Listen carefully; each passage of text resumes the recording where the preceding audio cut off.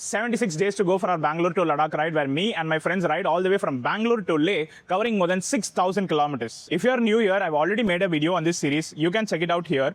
Today, I'll be showing and explaining the itineraries and the routes for our 18-day ride. But before I talk about it, all the routes and the distance I have planned are considering the factors of my bike, my friend's bike, our capacity to travel on a single day. None of it is a recommendation. You have to decide yourself how you want to do it. So day one is Bangalore to Nizamabad. Usually people do Bangalore to Hyderabad, but we tend to stretch a little bit and cover almost 720 kilometers on the day one itself. Day two, Nizamabad to Sagar.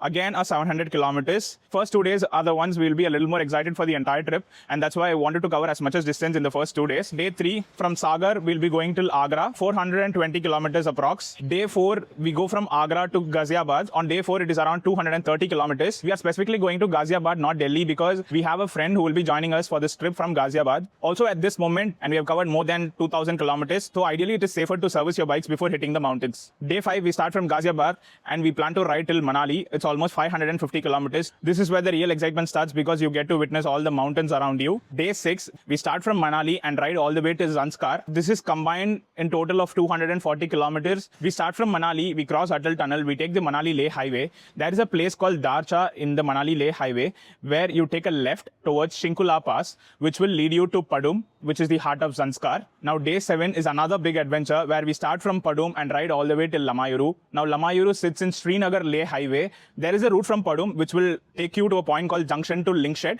and from there you will be crossing two high passes, which is Singala and Sirsirla. You will be reaching the Srinagar-Leh highway via this route, and we will be taking a left towards Lamayuru rather than taking a right, which will lead to Leh. So day 8, we travel from Lamayuru to Leh, which is 110 kilometers. And day 9, we stay in Leh for complete rest. We get all the necessary permits for all the high passes and do some local shopping in the Leh market.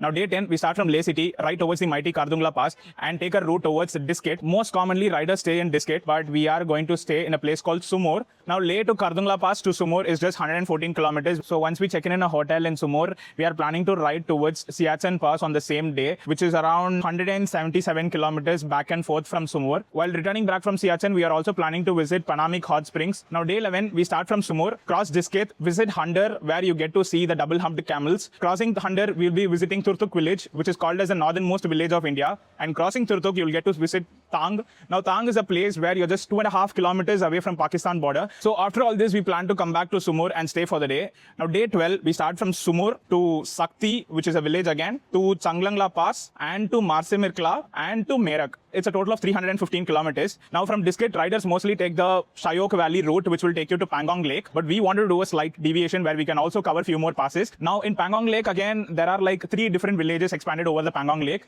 which is Pangmik, Merak and Man. I think Man comes in the second and Merak comes in the last. We are planning to stay in Merak because that is where you see less civilization. Now day 13, we start from Merak and ride all the way till Hanle, which is more than 190 kilometers. But we are taking a slight different route where we cover Kaksangla Pass. Now if you take this route, you'll be able to reach Nyoma while you're going to Hanle. Now Nyoma is very important in our ride because this is the place where we're going to fill up the tank for our bikes whenever we are staying in Hanle. On day 14, we start from Hanle to Fortila to Demchok to Umlingla to Nurbulla to Hanle again.